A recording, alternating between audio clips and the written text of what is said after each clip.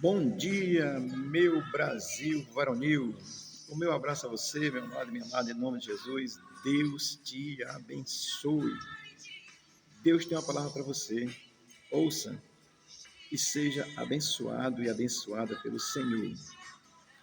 Quem não quer a bênção de Deus não precisa ouvir, tá certo? Mas quem quer, ouça. Deus vai te abençoar. Hebreus capítulo 13, versículo 20 diz assim a palavra de Deus. Ora, o Deus de paz que tornou a trazer dentre os mortos a Jesus, nosso Senhor, o grande pastor das ovelhas, pelo sangue da eterna aliança. Amém? Aqui é mais alguns conselhos práticos da palavra de Deus para que nós possamos ter segurança na nossa fé. Hebreus foi escrito porque no princípio o gnosticismo estava negando a Jesus e aquele problema todo, judaizante, né, que eram os judeus que tinham se convertido, tá? E tinha uma confusão danada, como ainda hoje. Os cristãos progressistas continuam negando a Jesus. Vamos aqui, ora, o Deus de paz. Essa expressão, é essa afirmação clara de que Cristo é o Deus da paz. Isso foi dito pelo próprio Cristo lá em João, capítulo 14, versículo 27, quando ele disse: Deixo-vos a minha paz vos dou, não vos la dou como o mundo a dá. Então, Cristo é esse Deus de paz. Por que Hebreus está dizendo isso? Porque as pessoas queriam ainda e querem, muita gente quer o Deus carrasco, que dente por dente, olho por olho. Então, naquele contexto ainda estava muito isso. E Hebreus vem trazer essa compreensão de que Deus é esse Deus de paz, revelado em Jesus Cristo, que é o mesmo Deus. Amém? Porque sempre foi de paz. A guerra, quem quer, é Satanás. Amém? Filipenses 4, 7, Paulo afirma o seguinte: Então a paz que excede todo entendimento guardará o vosso coração e o vosso pensamento em Cristo Jesus. Tem uma tradução que diz a vossa mente. A nossa mente guardada em Cristo Jesus, que é esse Deus de paz, que quer paz, principalmente para mim, pessoalmente, porque a minha paz não depende do mundo, não depende da paz do mundo, depende de eu estar em paz com Deus. Então, é isso que as pessoas negam. E aí a palavra de Deus está nos assegurando. O versículo vai continuar dizendo, que tornou a trazer dentre os mortos a Jesus. Ora, isso aqui é muito gracioso, amado. Por quê? Até hoje, continua sendo negado que Jesus não ressuscitou, que Jesus não morreu. Então, diz aí que Jesus só fez desmaiar, e que desmaiou e foi sepultado. E passou 3 dias, né? Quer dizer, então, aí Jesus não morreu. Eles negavam isso no princípio. Continuam negando isso hoje através do cristianismo progressista. Olha, você precisa entender isso. Eu estou sempre repetindo aqui cristianismo progressista. Já fiz alguns vídeos, acho que em 2024, no final do ano, novembro, dezembro de 2024, sobre os 10 pontos do cristianismo progressista. Eles negam Jesus, assim, de uma forma bem sutil, que se você não estiver atento, você vai ser enganado. Então, que tornou a trazer dentre os mortos a Jesus? Olha, o Deus de paz, o Deus Todo-Poderoso, Criador dos céus e da terra, revelado em Cristo, agora traz Cristo dentre os mortos. Isso é uma verdade graciosa da Bíblia. São princípios bíblicos, porque Deus tem autoridade sobre todas as coisas. Quem é esse que a quer tomar? É Deus. Então, eu estou dizendo isso para que você firme a sua fé. Se alguém disser Cristo não ressuscitou, ressuscitou. Amém? A Escritura diz isso claramente. Aqui está dizendo que tornou a trazer dentre os mortos, ou seja, Jesus morreu, foi sepultado e ressuscitou. E isso é gracioso para a nossa fé. Atualmente, tem muitos que negam Jesus. Já citei para você o cristianismo progressista, que são os cristãos socialistas, marxistas, comunistas, que defendem esse governo comunista aí. Não creram em Jesus, não entenderam o que é o socialismo marxista, nem sabem o que é o evangelho, continuam perdidos. Isso está em todas as instâncias. Igreja católica, protestante, todo mundo aí, em todo lugar. Então, é esse cristianismo progressista que nega Cristo ainda hoje, tá certo? E se eles negam Cristo, como é que poderiam acreditar que Jesus morreu e ressuscitou? Claro que não, vão negar mesmo. O versículo 20 de Hebreus 13 continua dizendo: Nosso Senhor. Isso é gracioso. Essa expressão ela caracteriza a segurança, a convicção de que Jesus é, além de ter ressuscitado, morreu pelo meu pecado, ressuscitou para me justificar, e Ele é nosso Senhor, é meu Senhor. É claro, quando o escritor está dizendo nosso, porque somos muitos os que cremos. Então, nosso Senhor, só um genuíno crente pode afirmar isso com segurança e com convicção, em qualquer circunstância. Sabe por quê? Porque as pessoas creem em Jesus para receber milagre, creem em Jesus para enriquecer, creem em Jesus por uma cura, creem em Jesus por bens materiais, riqueza, creem em Jesus para sentir arrepio, creem em Jesus para sentir chilique espiritual, cai pelo chão, eu chamo isso de chilique espiritual. Isso não é cristianismo de Jesus, não, rapaz. Jesus não conversou com o demônio, não. O único que ele falou foi, disse, o que é que tu quer? Ele disse, sai daqui. Então, as pessoas querem essas coisas, não querem crer. Porque quem crê, crê independente das circunstâncias. Amém? Então, quem crê sabe que Jesus é Senhor. Lucas 17, 19, vou citar aqui para você entender. E disse-lhe, levanta-te e vai, a tua fé te salvou. Um paralítico lá, Jesus disse, levanta, vai. E ele creu e foi, e a tua fé te salvou. Isso é convicção. Simples assim.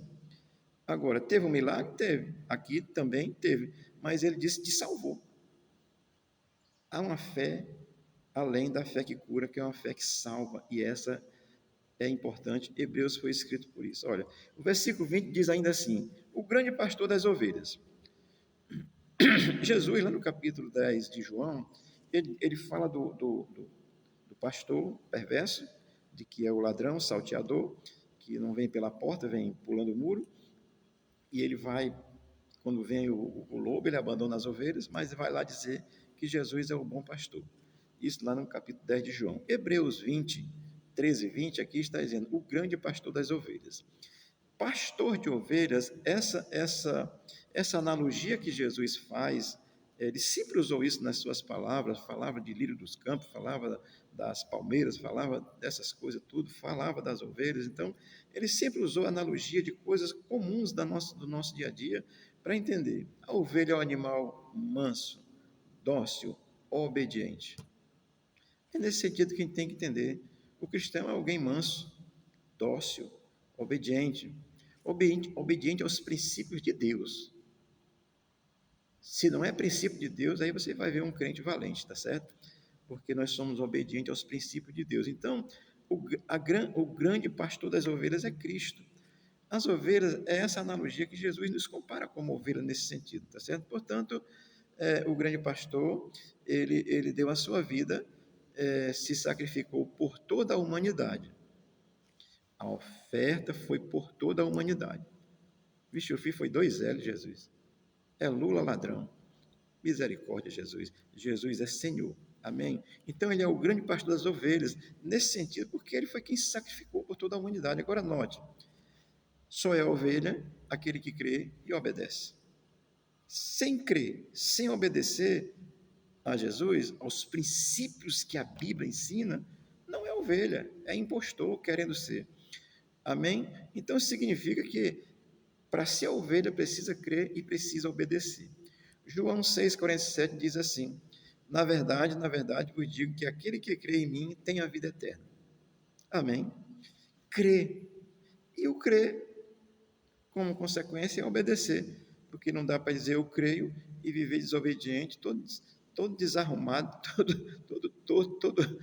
todo fazendo tudo o que fazia anteriormente. Não dá para dizer que é cristão desse jeito, tá certo? Você está no caminho, você pode acertar. Precisa crer, tá certo?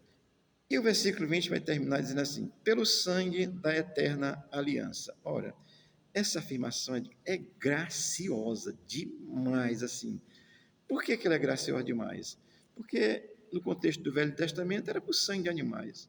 Lá no princípio, quando saíram do Egito, mataram o cordeiro, sangraram, botaram nos umbrais da porta como sinal de proteção. É fé e graça, sempre foi por fé e graça. O que um sangue no umbral de uma porta protegia alguma coisa? É fé e graça, sempre foi. Então, lá quando começou para celebrar Páscoa ali, esse sinal que Deus passaria e não mataria os primogênitos dos filhos de Israel. Então, sempre foi. E o sangue vinha de lá, com sangue de animais, sempre, e precisava ser feito uma vez por ano, feito todo o ritual, aquela oferta do cordeiro sangrado, como libação, como oferta pelo pecado de Israel, era preciso ser feito uma vez por ano. Agora, quando diz aqui, pelo sangue da eterna aliança, aí é o sangue de Jesus derramado na cruz do Calvário. É eterna, não tem fim. Uma coisa eterna não tem começo nem tem fim. Ela é eterna, tá certo? Por isso é que ela é especial, porque ela deixou de ser temporal, ela é permanente, eterna, é para sempre. Não precisa ser renovada, ela foi feita uma única vez. E está pronta. O que é que precisa fazer? É crer. Simples assim. Olha, a graça salvadora, ela é tão graciosa que ela é simples, não é simplória, porque Cristo morreu, sofreu por você, e por mim e por toda a humanidade. Agora, a única coisa que o ser humano precisa entender é que agora tem uma aliança eterna e você precisa crer em Jesus como seu Senhor e Salvador. Amém? Aquela que era temporal acabou. Tem uma permanente agora que é eterna, que foi feita no sangue de Jesus. Você já deve ter ouvido muito isso, né? Eis o Cordeiro de Deus que tira o pecado do mundo. Aí você não vai nem atrás onde está. Está lá no Evangelho de João, capítulo 1, versículo, acho que é 36. Leia lá que você vai encontrar. Eis o Cordeiro de Deus que tira o pecado do mundo. Está lá no Evangelho de João. É Jesus Cristo, a aliança eterna, com sangue derramado na cruz do Calvário, tá certo? Eu vou ler aqui Mateus, capítulo 26, versículo 27 e 28, só para corroborar com essa afirmação de Hebreus que nós precisamos ter. Porque Hebreus escreve baseado no que Jesus falou, no que Jesus ensinou. Amém? Mateus 26, 27 e 28 diz assim: A seguir tomou o cálice, tendo dado graças, o deu aos discípulos, dizendo: Bebei dele todos, tá certo? Bebe do cálice. Porque isso é o meu sangue, o sangue da nova aliança, derramado em favor de muitos, para a remissão de pecados. Olha como é graciosa a palavra de Deus. Em favor de muitos. Porque Deus é onisciente, Cristo é onisciente, porque Deus sabe que não é por todo no sentido de que todos não irão crer. Foi por todo no sentido de que o sacrifício é por toda a humanidade. Mas aqui Jesus já deixa bem claro. Em favor de muitos. Porque como ele é onisciente, ele sabe que nem todos vão se converter, mas quem sabe hoje seja o dia de você crer em Cristo como seu Senhor e Salvador e você ser partícipe dessa nova aliança em Cristo Jesus. Amém? O que nós aprendemos com Hebreus 13, 20, esses conselhos? Nós aprendemos que a nossa fé exclusiva no sacrifício de Cristo, que morreu na cruz por nós, oferecendo o seu sangue como sacrifício agradável a Deus, ele é o bastante para nós desfrutarmos de uma eternidade com Deus. E o que devemos fazer, você já sabe, vivamos nossa fé obediente ao Senhor, sabendo que Ele é Senhor da nossa vida, sem deixar-nos levar por aqueles que negam Jesus como seu Senhor e Salvador. É entender, Jesus é meu Senhor e Salvador. E nosso, quando tem muitos, e existem muitos no mundo inteiro, inclusive até na Nigéria, que muitos cristãos estão sendo mortos pelos terroristas que o nosso governo do Brasil, socialista, marxista, comunista, defende. Tá certo? Quando eu digo isso, amado, o cristão precisa entender. Nós somos cidadãos eternos. A nossa identidade foi escrita com o sangue de Jesus. A nossa entrada no céu é a identidade que foi dada pelo sangue de Jesus, nos tornamos filhos de Deus. Mas nós temos uma identidade brasileira. Somos cidadão brasileiro. E não podemos ignorar a condição do Brasil enquanto estamos aqui. Por isso é que o cristão deve, você que é pastor, ensine a sua igreja. Não é obrigar. Meu irmão, você escolhe votar em quem você quer. Mas ele precisa aprender que há um sistema marxista, comunista, terrorista que nega Jesus. Amém? E nós que temos essa fé, não vivemos por vistas, por riqueza, por reteté. Eu já disse a você aqui, por chilique espiritual, né? Que a pessoa fica lá se batendo, se tremendo. Isso é coisa do diabo. Creia em Cristo e isso é o bastante. Amém? Deixa eu só dizer uma coisa aqui, porque eu vi esse vídeo ontem o nosso presidente, Vossa Excelência, o presidente Luiz Inácio da Silva, dizendo que 90% dos evangélicos recebem Bolsa Família. Esse cara não tem caráter. É um sem vergonha, mentiroso, você precisa saber disso. Muitos recebem, mas 90%? E as pessoas aplaudindo? É querer ser enganado, meu irmão. Esse camarada, de 10 palavras que ele diz, 11 é mentira. Então, creia em Cristo, Cristo é o bastante, e você vai até entender claramente essas coisas e poder tomar suas posições enquanto está aqui na terra. Nós não podemos ser levados por circunstâncias, porque nós somos guiados por fé. Jesus é o nosso Senhor, é o nosso Salvador. Deus te abençoe graciosamente. Hoje temos culto aqui, Rua Guarani, 1938A, bairro João 23, Fortaleza, às 18 horas. Estaremos aqui adorando a Jesus. Venha aí, seja um participante. Deus te abençoe e te guarde. Abençoe a tua casa, abençoe a tua vida, abençoe o Brasil. Em nome de Jesus. Amém.